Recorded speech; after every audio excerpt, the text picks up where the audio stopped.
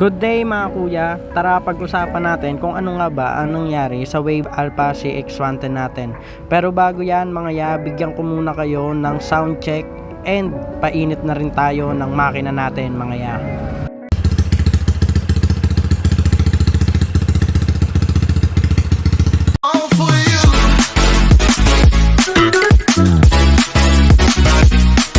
So good morning sa inyo mga kuya, vlog ni D. So yun nga, update ko lang kayo yung nangyari doon sa Wave Alpha CX110 natin. So ito mga ya, pakita ko lang sa inyo. Ito mga kuya, paggising ko kaninang umaga, ginising pala ako na airpot. Paggising ko, What? ito ang bumungkit agad sa atin. Yan, yung gas-gas na yan. Ang sabi ni airpot is natumba daw to doon sa rampa natin sa shop. So yan, ito yung pinaka naging damage mga yan, may tama yan. Tapos ang malala is nandito.